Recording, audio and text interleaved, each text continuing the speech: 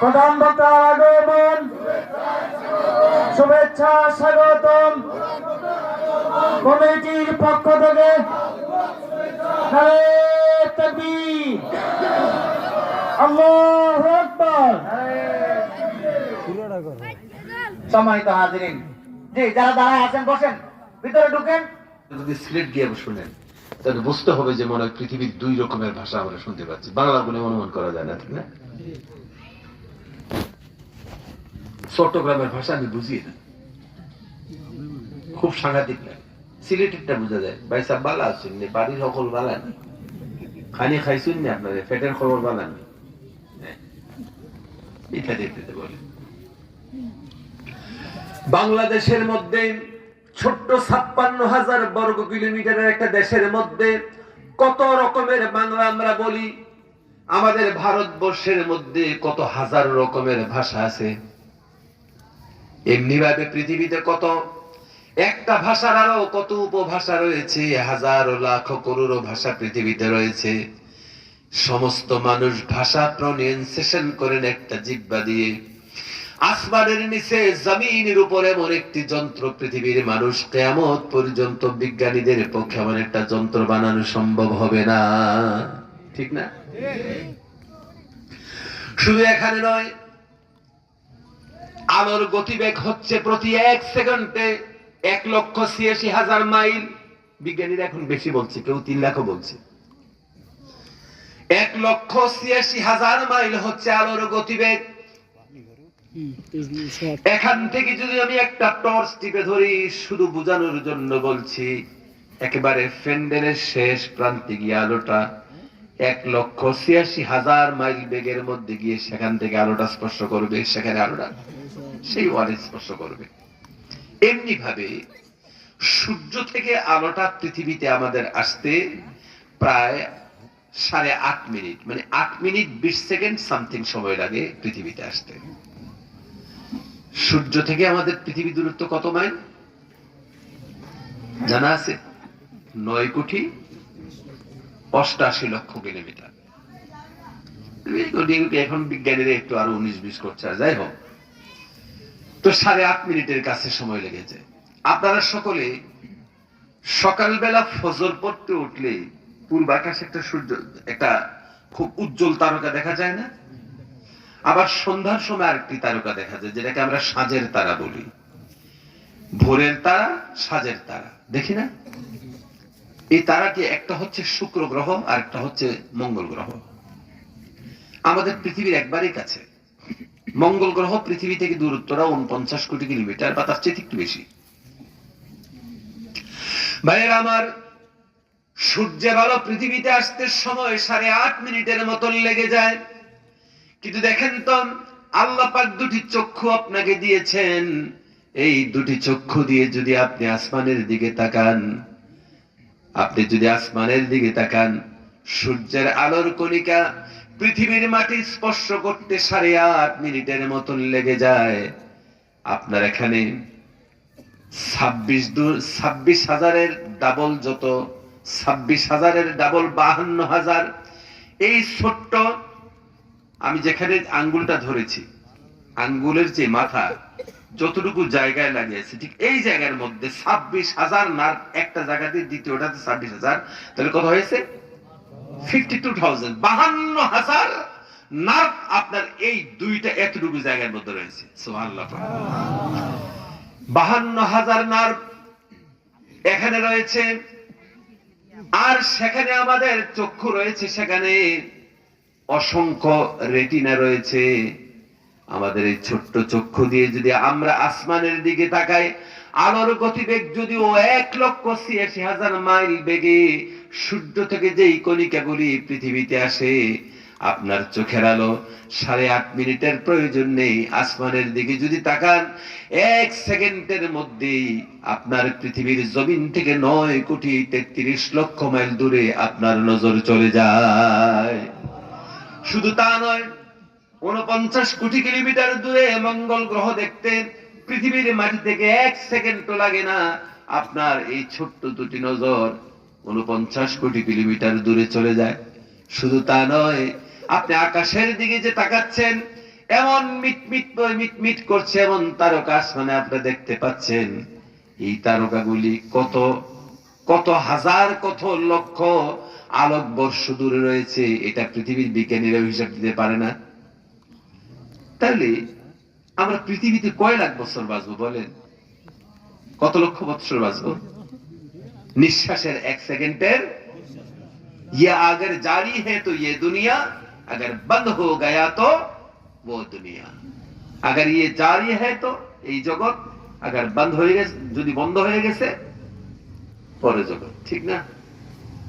जिंदगी और मौत की, इस दुनिया और उस दुनिया की फैसला में सिर्फ एक ही सांस है, একটাই শুধুমাত্র শ্বাস আছে। ভাইয়েরা আমার, খুব মনোযোগ।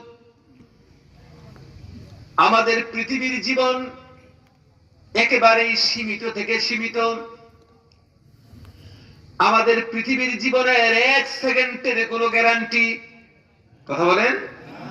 যারা জবাব দিচ্ছেন না, আজরাইল কি আপনার শ্বশুর বাড়ির বা মামার বাড়ির আত্মীয় লাগে? লা ইস্তাখিরুন সাআতান ওয়া লা ইস্তাকদিমুন। আজরাইল যখন পরোয়ানা জারি হয়ে যাবে, মৌতের পরোয়ানা যখন জারি হয়ে যাবে, 1 সেকেন্ডের আগেও মরণ হবে না, পরেও মরণ হবে না। সুবহানাল্লাহ। ভাইয়েরা আমার, এই পৃথিবীতে একটা মানুষ কোনোদিন সুখী হতে পারে না। পৃথিবীতে কোনোদিন মানুষ সুখী হইতে পারে না, কথা বুঝেছেন? দুনিয়াটা সুখের জায়গাও নেই। যেদিন ইন্তেকাল, যেদিন আপনি পৃথিবীতে জন্মগ্রহণ করেছেন, ঠিক সেদিন থেকেই আপনার মধ্যে মৌতের খৌফ ঢুকছে কিনা বলেন? যেদিন আপনি পৃথিবীতে জন্মগ্রহণ করেছেন, সেদিন থেকেই আপনার মৌতের খৌফ, মৌতের পরোয়ানা জারি হয়েছে। যার ফলে হাজিরিন, এই পৃথিবীতে মানুষের জন্য 1 সেকেন্ডের কোনো গ্যারান্টি নেই, বরং পৃথিবীতেই থাকবে না, পৃথিবীরও কোনো গ্যারান্টি নেই। আল্লাহ রাব্বুল আলামিন বলেছেন, কুল্লু মান আলাইহা ফান ওয়া ইয়াবকা ওয়াজহু রাব্বিকা যুল জালালি ওয়াল ইকরাম। জোরে বলি আল্লাহু আকবার। কুল্লু মান আলাইহা ফান, যা কিছু দৃশ্য অদৃশ্য রয়েছে সবগুলি একদিন ফান হয়ে যাবে, ফানা হয়ে যাবে, সংসার হয়ে যাবে, ডিস্ট্রয় হয়ে যাবে। ভাইয়েরা আমার, এই যে বললাম গত 2 দিন আগে মাহফিল ছিল যেখানে বেনারসে, কিষানগঞ্জে ছিল, এখান থেকে মাউন্ট এভারেস্ট দেখা যায় 600 থেকে 650 মাইল দূরে। বাদাল আসার সময় এত সুন্দর দেখায় মাউন্ট এভারেস্ট। তো হিমালয়ের মাউন্ট এভারেস্টে রয়েছে প্রায় 1,01,টি শৃঙ্গ রয়েছে। আমি 5-10টা দেখেছি, আমি গিয়েছি। তার মধ্যে ডাগলাস বা মাউন্ট এভারেস্ট, বাগডোগরা থেকে ফ্লাই করলে মাউন্ট এভারেস্ট দেখা যায়। আর দার্জিলিং এ গেলে কি দেখা যায়? কাঞ্চনজঙ্ঘা। আপনাদের বাংলাদেশের নীলফামারী থেকে, পঞ্চগড় থেকে কাঞ্চনজঙ্ঘা দেখা যায়। আমরা কাঞ্চনজঙ্ঘা খুব কাছ থেকে দেখি, যদি দার্জিলিং এর টাইগার হিলে ওঠেন একবার কাছে দেখা যায় কাঞ্চনজঙ্ঘা। কল্পনা করতে পারবেন না এত উঁচু পাহাড়। আমেরিকাতে দেখেছি বড় বড় পাহাড়, অস্ট্রেলিয়াতেও পাহাড় রয়েছে, কেপটাউন সিটিতে যদি যান পাহাড়ের অভাব নাই, শুধু পাহাড় আর পাহাড়। পৃথিবীর কত দেশের মধ্যে সফর করেছে, আল্লাহ পাক ঘুরিয়ে নিয়ে এসেছেন। এই পৃথিবীতে এত বড় বড় পাহাড় রয়েছে, আপনি কল্পনাও করতে পারবেন না। হিমালয়ের পাহাড়গুলি দেখলে কল্পনাই করা যায় না কত বড় পাহাড়। সম্মানিত হাজিরিন, আল্লাহ রাব্বুল আলামিন সূরাতুল কারিয়াতে বলেছেন, القارعات ما القارعة وما أدراك ما القارعة يوم يكون الناس كالفراش المبثوث وتكون الجبال كالعهن المنفوش قل الله أكبر আল্লাহ পাক বলছি তোমরা কি মহাপ্রলয় সম্পর্কে জানো? মহাপ্রলয় কি তোমরা জানো? আল্লাহ পাক মহাপ্রলয়ের কথা বলেছেন। মহাপ্রলয় কাকে বলে তোমরা কি জানো?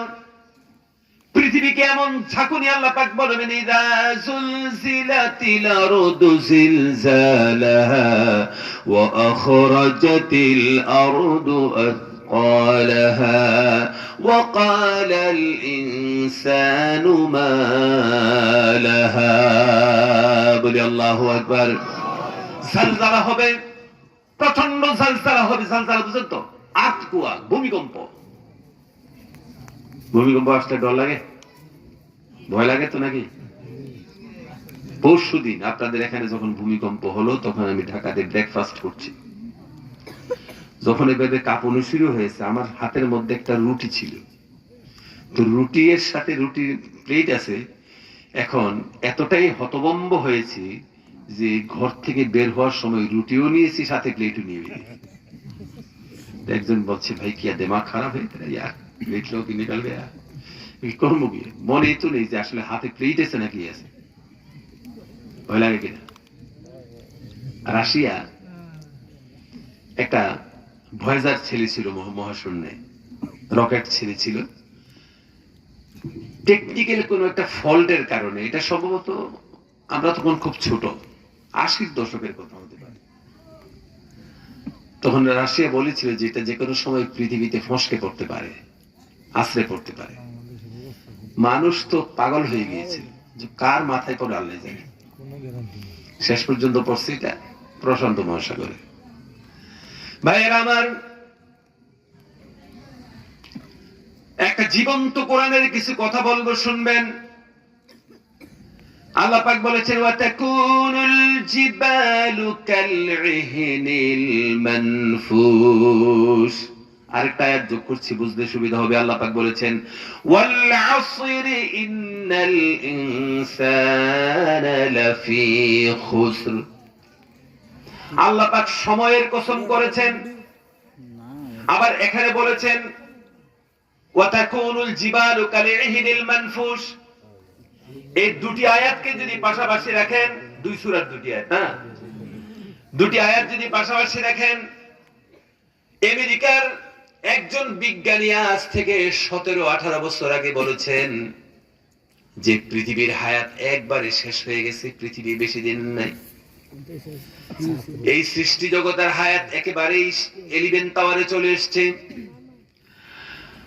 শনি গ্রহের মধ্যে, শনি গ্রহে একটা শনি গ্রহ আছে না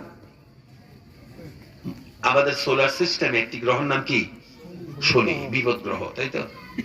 আমরা বাংলাদেশে তো শনি মানে বিপদ, নাকি? শনি লাগবে বললে নাকি লাগে যে বিপদ লাগবে। একজন আরেকজন তো বলছে, আমি শুনে তো আসছে যে বলছে আজকে তোর শনি আছে, হ্যাঁ তোর কপালে শনি আছে। মানে এটা তো ইয়ার মতলব ही समझा नहीं, शनि क्या चीज है?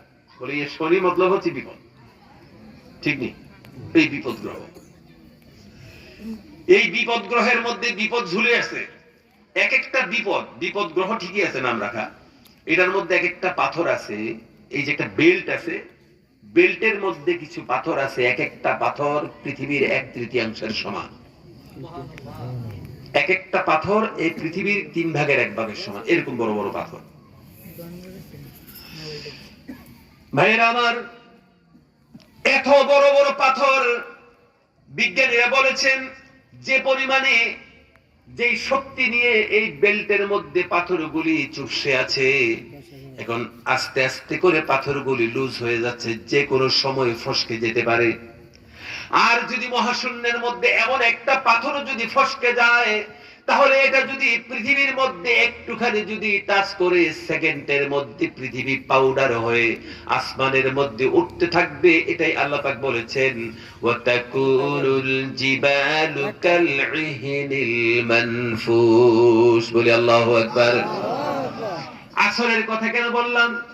আল্লাহ রাব্বুল ইজ্জাতি ওয়াল জালাল সূরা আসরের প্রথম আয়াতে বলেছেন ওয়াল আসরি ইন্নাল ইনসানা লাফি খুসর। আসরের সময়ের কসম করেছেন বা একটা সময়ের কসম করেছেন। আসরের সময় কেন বলেছেন?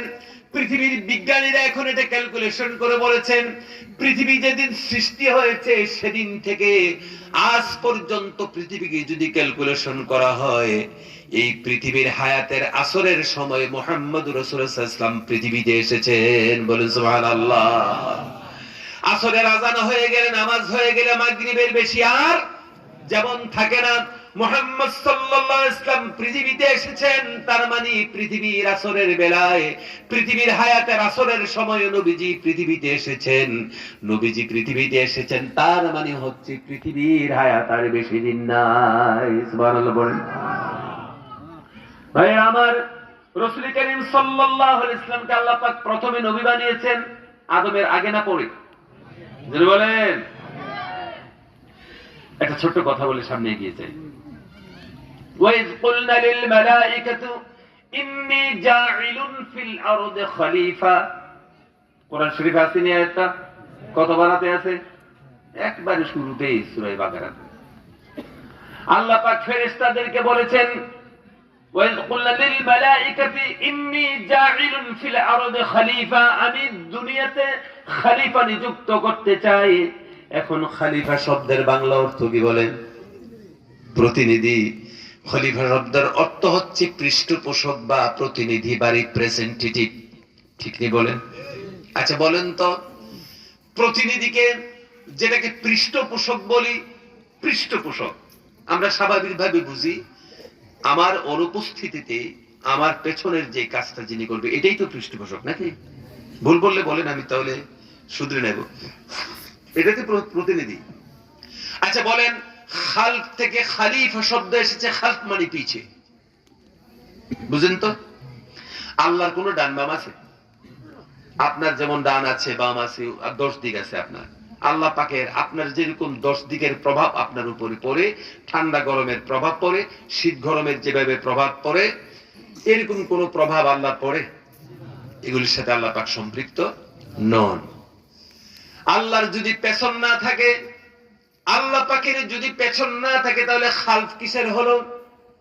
আসলে ভাইয়েরা আমার, আল্লাহ রাব্বুল আলামিন যিনি খলিফা বানাচ্ছেন, কার খলিফা বানালেন? আল্লাহর আসলে গোলাম হয়ে খলিফা হন না। নবী করিম সাল্লাল্লাহু আলাইহি ওয়াসাল্লাম বলেছেন, হযরত আদম আলাইহিস সালামকে যখন আল্লাহ পাক বানিয়েছেন, হযরত আদম আলাইহিস সালাম যখন বাইনাল মাই ওয়াত তিন, হযরত আদম আলাইহিস সালাম যখন মাটি এবং পানির মধ্যে যখন বিভক্ত ছিলেন, তখন নবীজি বলেছেন, তখনও আমি মুহাম্মদ সাল্লাল্লাহু আলাইহি ওয়াসাল্লাম আল্লাহর নবী ছিলাম। কোন সুবহানাল্লাহ। বাইনাল মাই ওয়াত তিন যখন ছিলেন, মাটি এবং পানির মধ্যে যখন বিভক্ত ছিলেন, তখন মুহাম্মদ সাল্লাল্লাহু আলাইহি ওয়াসাল্লাম বলেন নবী ছিলেন। আমি একটা দৃষ্টান্ত খুব দেই। আম খাওয়ার পরে আমের ভিতরের যে শক্ত দানা যেটা থাকে, আপনারা কি জানি কোন? বড়া, বীজ বা বড়া। বাংলা বলা খুব রিস্ক, তো এই জন্য জিজ্ঞেস করি। বাংলাদেশ কোন জায়গায় কোন বাংলা বলে কি বিপদ হয় আল্লাহ জানে। না, বিপদ আছে। যদি শিলচর গিয়ে আপনি কি জানেন, সিলেট গিয়ে যদি আমরা কুমিল্লা বককে কি বলে, এই যে কুমিল্লার সাইডে বককে কি বলে? বক, যেটা ওই মাছ খাই দেবে, বগা কয়। এইটা যদি আপনি সিলেট কোন রকম কইতে পারেন, তাহলে সেখান থেকে আপনি কাপড় গায়ে দিয়ে আসতে পারবেন। এক দেশের গাড়ি আরেক দেশের বলি। এই যে বীজ আপনি বাড়ির পাশে জমিনের মধ্যে রোপণ করে চলে গেলেন সৌদিয়াতে, ঢাকায় চলে গেলেন। 12 বছর পরে যখন আপনি বাড়িতে আসবেন, এরপরে দেখবেন গাছের মধ্যে আম ধরে আছে। 12 বছর আগে আপনি এই বীজটাকে মাটিতে দাফন করেছেন। 12 বছর পরে দেখবেন এখানে একটা আম গাছ হয়েছে, সেখানে আম ধরেছে, আম পেকেছে। আম পাকার পরে আম যখন খাবেন, অবশিষ্ট হাতের মধ্যে কি থাকবে বলেন? বড়াই তো থাকবে, আটিটাই তো থাকবে, বাংলাতে আটি বলে। ভাইয়েরা আমার, আটি থেকে শুরু হয়েছে, বড়া থেকে শুরু হয়েছে, বড়াতে গিয়ে সমাপ্ত হয়েছে, ঠিক নি বলেন? বড়া থেকেই শুরু হয়ে বড়াতে যেমন শেষ হয়েছে। নবী করিম সাল্লাল্লাহু আলাইহি ওয়াসাল্লাম আখির নবী, কারণেই তার মর্যাদা বেশি, কথাটা এমন নয়, বরং নবীজির সর্বপ্রথম নবীজিকে নবুয়ত আল্লাহ পাক দান করেছেন, নবীজিকে দিয়ে নবুয়তের সূচনা করেছেন, নবীজির মাধ্যমে এই নবুয়তকে সমাপ্তি করেছেন। সুবহানাল্লাহ। এক বড়ার আরেক বড়ার মাঝখানে যেমন একটা বিশাল পত্র পল্লব, শাখা প্রশাখা অনেক কিছু রয়েছে। নবী করিম সাল্লাল্লাহু আলাইহি ওয়াসাল্লামের সৃষ্টি থেকে নবী করিম সাল্লাল্লাহু আলাইহি ওয়াসাল্লামের নবুয়ত পর্যন্ত মাঝখানে হযরত আদম বলেন, নূহ বলেন, শীষ বলেন, হাজার হাজার লক্ষ লক্ষ কোটি কোটি নবী এসেছে। জিনদের মধ্যে, মানুষের মধ্যে অসংখ্য নবী এসেছে। সবকিছু মাঝখানে রয়েছে। নবীজি থেকে শুরু করে নবীজির মাধ্যমে আল্লাহ পাক পৃথিবীর নিজামকে সুসম্পন্ন করেছেন। নবীজি থেকে নিজাম শুরু করেছেন, ঠিক নবীজিকে দিয়েই নিজামকে সমাপ্তি করেছেন। সুবহানাল্লাহ পড়ে। মুহতারাম হাজিরিন, আল্লাহ রাব্বুল আলামিন আমাদেরকে পৃথিবীর মধ্যে দিয়েছেন, পৃথিবীর জমিনের যা কিছু আছে সব শেষ হয়ে যাবে। কারাকোরাম পর্বতগুলি ধুলার সাথে মিশবে, ধুলার মতন আকাশে উঠতে থাকবে, সবকিছু সঙ্গে সার হয়ে যাবে। আর আল্লাহ পাক বলেছেন সব একদিন লয় হবে আর ক্ষয় হবে, কিছুই বাকি থাকবে না। ওয়ায়াবকা ওয়াজহু রাব্বিকা যুল জালালি ওয়াল ইকরাম। শুধুমাত্র অবশিষ্ট থাকবেন কে বলেন? শুধুমাত্র অবশিষ্ট কি থাকবে যারা বলুন? হুয়াল আউয়ালু ওয়াল আখিরু ওয়াল যাহিরু ওয়াল বাতিন। সুতরাং হাজিরিন, আল্লাহ পাক মানুষদেরকে অল্প দিনের জন্য, কথা বুঝতেছেন তো নাকি?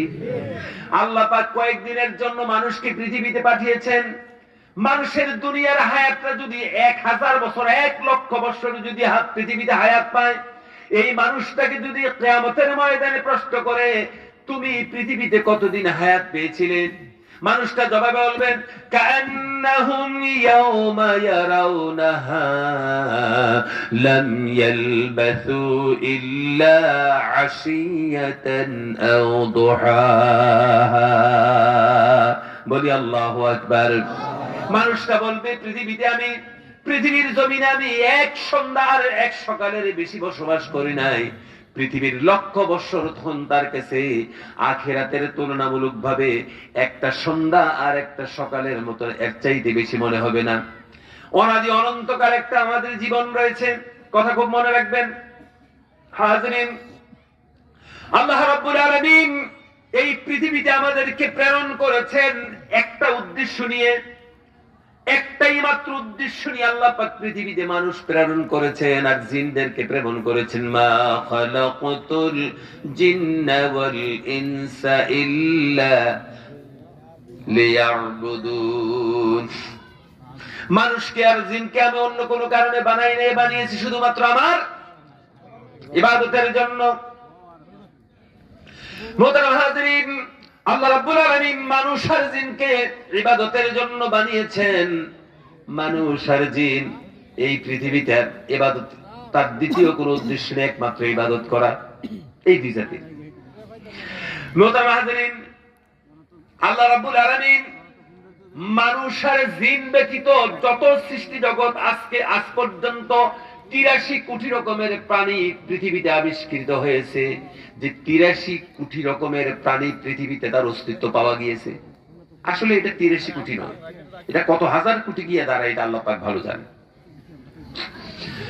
এত হাজার হাজার কোটি কোটি রকমের প্রাণ থেকে 1-2টা প্রাণের নাম মানুষ আর জিন, তাদেরকে ইবাদতের জন্য বানিয়েছেন, বাকিদেরকে ইবাদতের জন্য আল্লাহ পাক বানান নাই।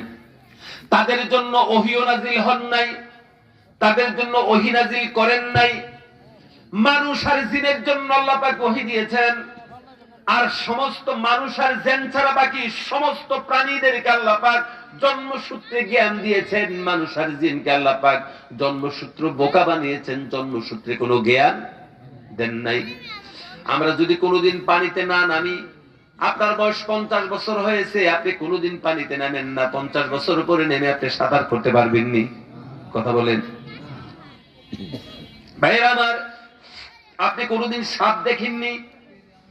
আপনি 50 বছর বয়সে যখন একটা সাপ দেখবেন, আপনি বুঝবেন এর আপনার শত্রু নাকি মিত্র, বুঝবেন। কিন্তু আজকের দিনে একটা মুরগির বাচ্চা ডিম থেকে বেরিয়েছে, আকাশ দিয়ে একটা চিল যখন উড়ে গেল, মুরগির বাচ্চা পালিয়ে কোথাও লুকিয়ে পড়েছে। কারণ জীবনের প্রথম আজকে পৃথিবীর মুখ দেখে চিলকে যখন দেখেছে, চিলকে দেখার সঙ্গে সঙ্গে সে বুঝে ফেলেছে এটা আমার শত্রু নাকি বন্ধু, বুঝে ফেলেছে, সঙ্গে সঙ্গে লুকিয়ে গিয়েছে। সুবহানাল্লাহ বলবেন না?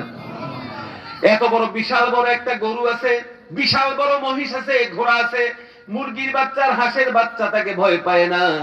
কিন্তু ঘরের কোণার মধ্যে সুফি সাহেবের মতন এভাবে মেন দৃষ্টিতে তাকিয়েছে একটা কি বিড়াল। বিড়াল মহাশয় বসে আছেন, হাঁসের বাচ্চা আর মুরগির বাচ্চা যখন বিড়ালের চেহারার দিকে তাকায়, তখন সে বুঝে ফেলেছে এটা আমরা বন্ধু নাকি শত্রু। কথা কোনটা? এখন এটা তো তার শত্রু, তার শিখিয়ে দিতে হয়েছে কেউ। কথা কোনা শিখিয়ে দিতে হয় না, তাকে শিখিয়ে দিতে হয়নি। জন্মসূত্রেই সে জানে কোনটা আমার মিত্র, কোনটা আমার শত্রু, কোনটা আমার জন্য শারীরিক ভাবে আমার খাবার, কোন খাবারটা আমার জন্য প্রযোজ্য, কোনটা প্রযোজ্য নয়, কোনটা আমার খাবার, কোনটা খাবার না, তাদেরকে শিখিয়ে দিতে হয় কিনা? নিজেই জানে। কিন্তু আপনাকে আমাকে শিখিয়ে দিতে হয়েছে কিনা বলেন? আমাকে আপনাকে শিখিয়ে দিতে হয়েছে কোনটা খাদ্য আর কোনটা অখাদ্য। মা বাবা শিখিয়ে দেয় নাই? কথা বললো যে ভাই। সম্মানিত হাজিরিন, মানুষ আর জিনকে আল্লাহ রাব্বুল আলামিন জ্ঞান দিয়েছেন। মানুষ আর জিনের জ্ঞানটা ভিন্ন রকম। পৃথিবীর সমস্ত রকম প্রাণীকে আল্লাহ পাক ন্যাচারাল এডুকেশন দিয়েছেন, প্রাকৃতিকভাবে তাকে মজ্জাগত শিক্ষা দিয়েছেন। মানুষ আর জিনকে দেন নাই। তার কারণ মানুষ আর জিনের জন্য আল্লাহ রাব্বুল আলামিন পৃথিবীতে নাজিল করেছেন আল্লামাহুল বায়ান। আর রহমানু আল্লামাল কুরআন খলাকাল ইনসানা আল্লামাহুল বায়ান। বলি আল্লাহু আকবার। মহান দয়াবান যিনি কোরআন নাজিল করেছেন, এরপরে বলা হয়েছে আল্লামাহুল বায়ান, আল্লাহ পাক বায়ান শিক্ষা দিয়েছেন। বায়ানের এখানে একটি অর্থ হলো কোরআন, আর একটি অর্থ হচ্ছে পৃথিবীর যত ভাষা, যত রকমের ভাষাগত জ্ঞান আমাদের রয়েছে। প্রিয় হাজিরিন, এই যে আল্লাহ পাক বায়ান দিয়েছেন, যেমন মনে করেন আপনার যদি একটা গরু থাকে, 20-50টা গরু রয়েছে, 20-50টা মহিষ রয়েছে, আপনার 10 বিঘা 30 বিঘা জমিন রয়েছে, ধানের জমি আছে আপনার। ধানের জমিনের মধ্যে ধান লাগিয়েছেন, ধান হয়েছে 1.5 ফুট, তাতে ঘাস হয়েছে 2.5 ফুট।